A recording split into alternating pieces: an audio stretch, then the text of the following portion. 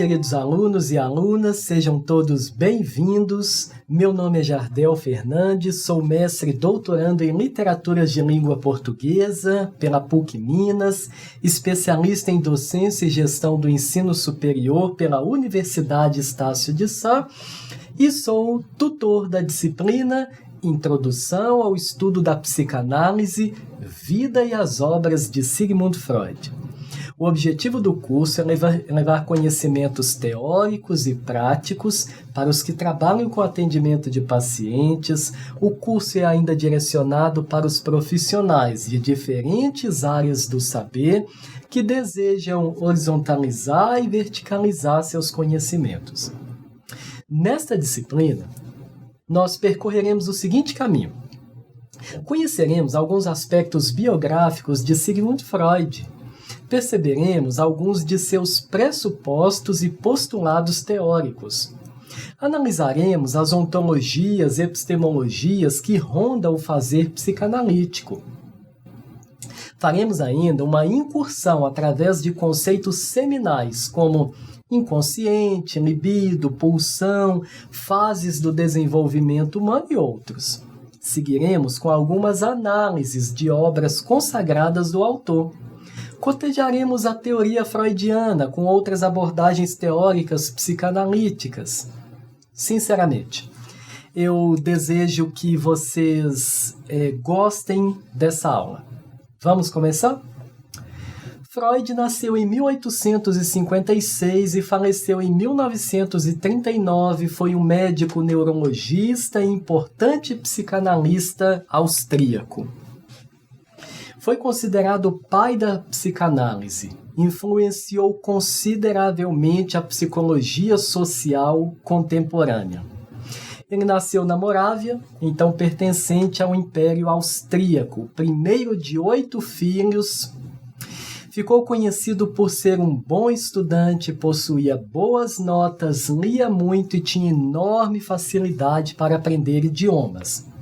Os biógrafos de Freud falam que ele tinha ótimo desempenho em idiomas como francês, inglês, latim e grego, por exemplo.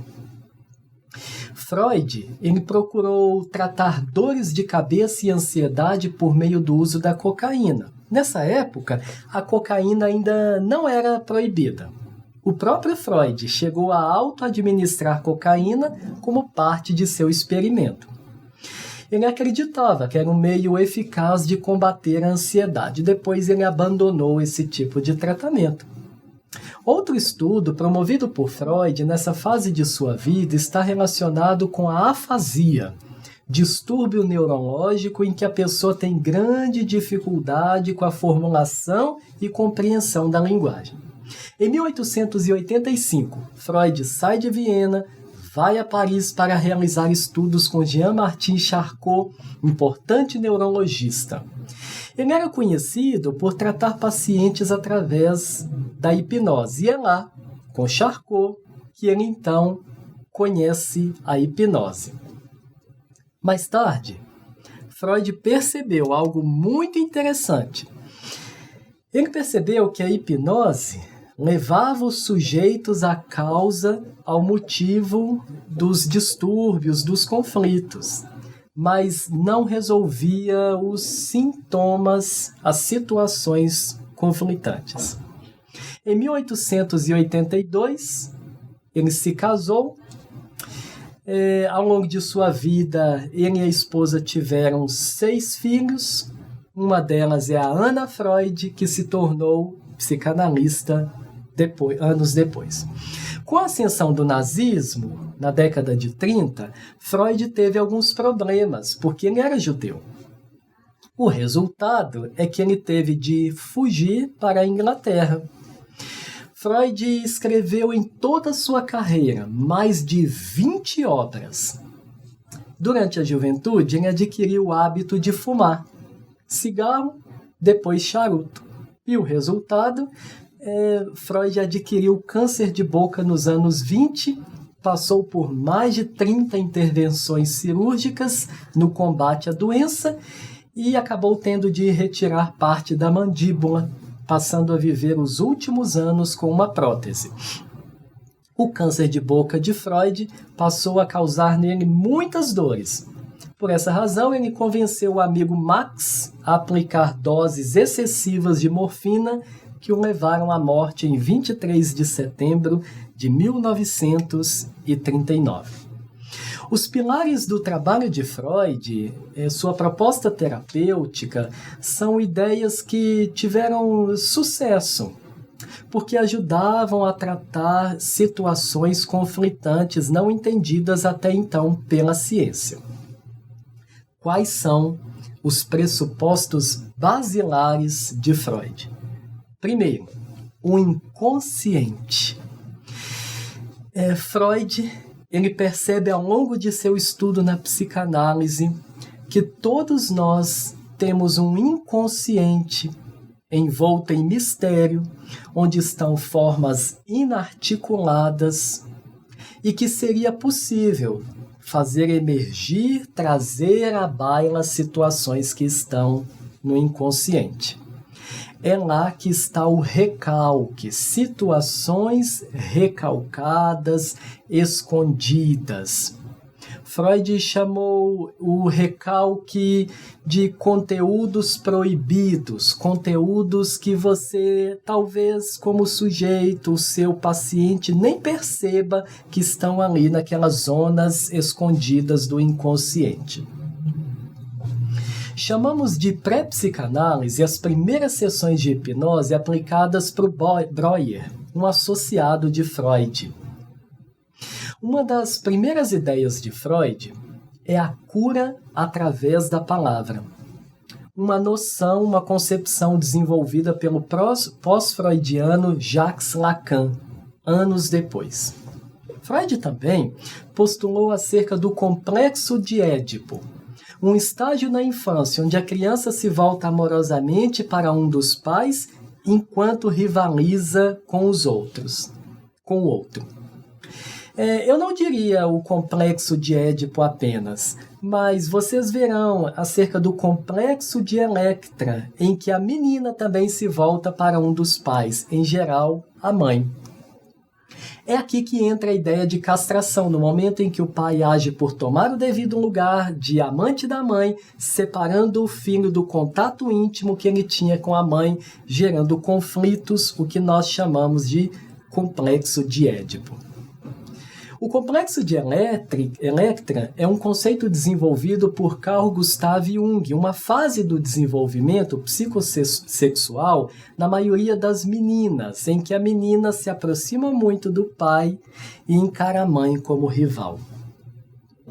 Quanto à questão dos sonhos, Freud percebeu que os sonhos podem ser traduzidos e interpretados, e que esses sonhos se relacionam intimamente com as experiências do sujeito.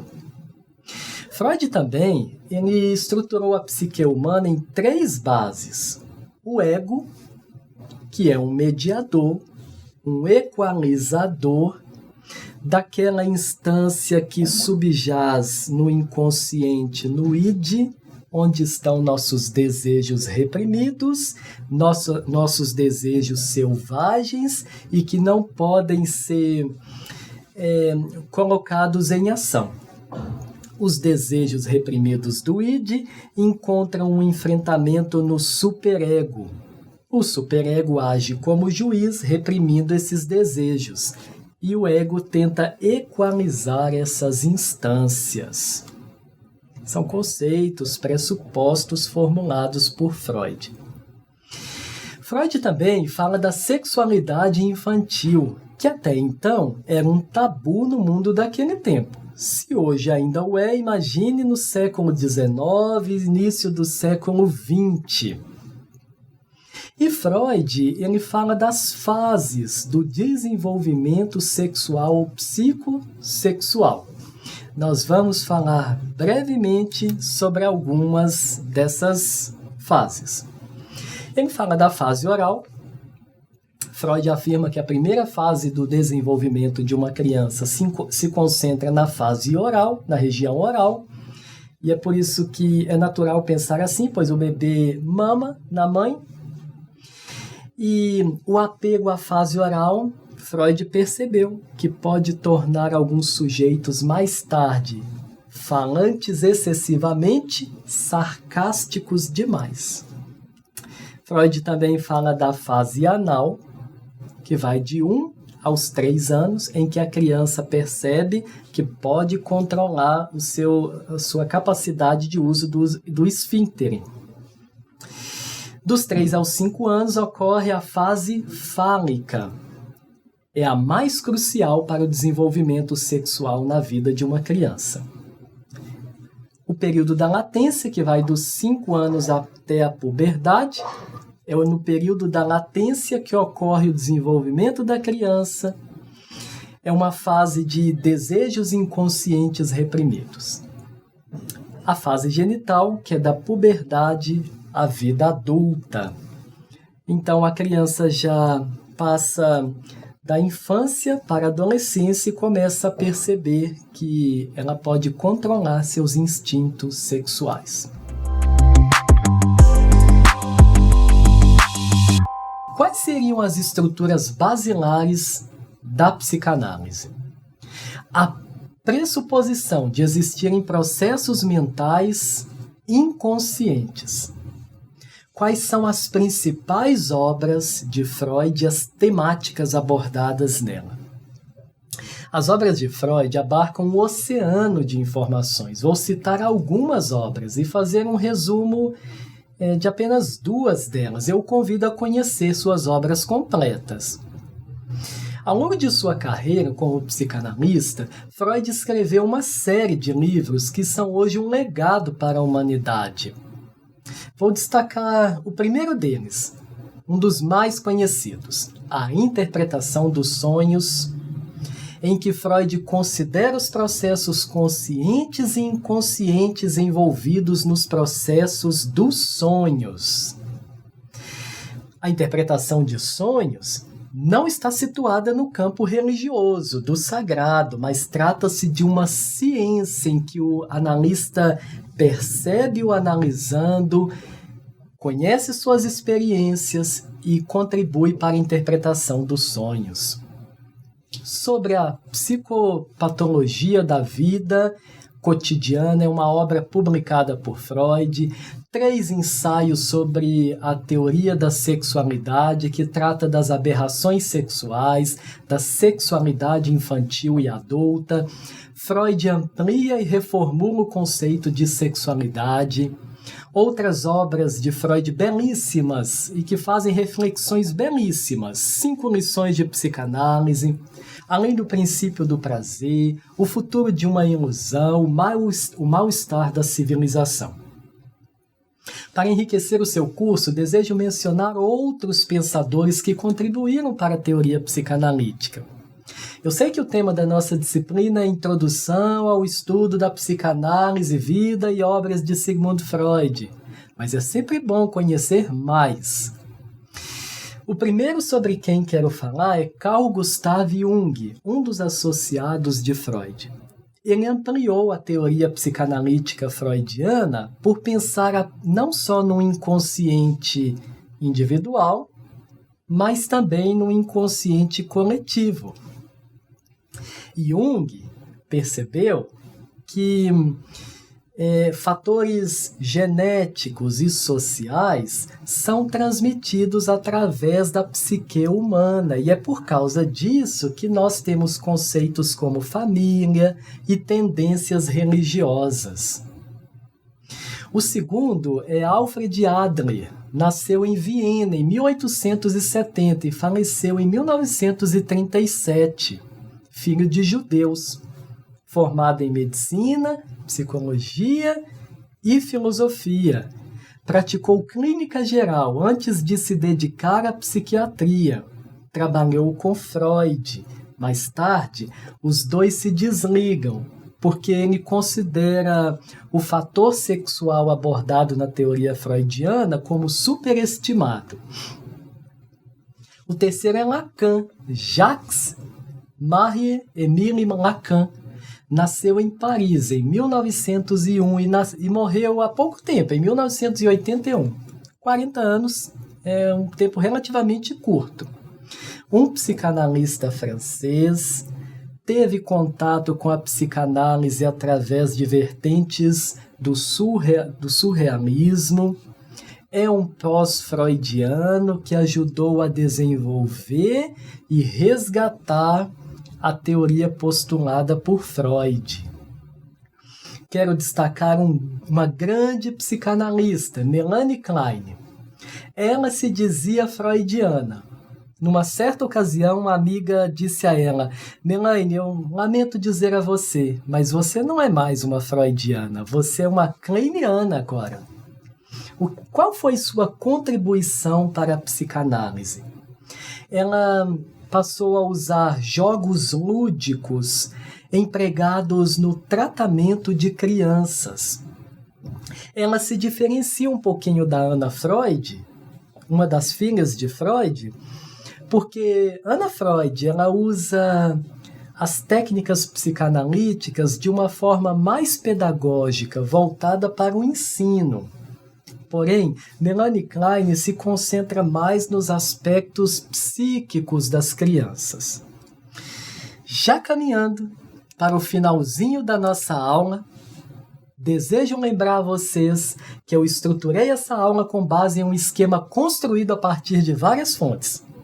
Coloquei esse esquema no seu material complementar para que você possa rever o estudo, o conteúdo. Freud foi e é o grande cientista da psicanálise. Entretanto, seu pensamento não pode ficar encapsulado nosso pensamento não pode ficar encapsulado em uma única teoria. Por isso já se fala em psicanálise integrativa, que abarca diferentes teorias e vertentes psicanalíticas. Fico feliz em informá-lo ao final dessa aula que o Brasil fundou o primeiro sindicato de psicanálise do mundo e já serve como modelo e referência para os grupos de psicanálise ao redor do globo. Freud sempre destacou a necessidade de o psicanalista estar em constante formação, e é por isso que você está fazendo essa disciplina. Freud menciona também que o analista deve passar por análise, pois apenas por conhecer a si mesmo poderá analisar e ajudar outros.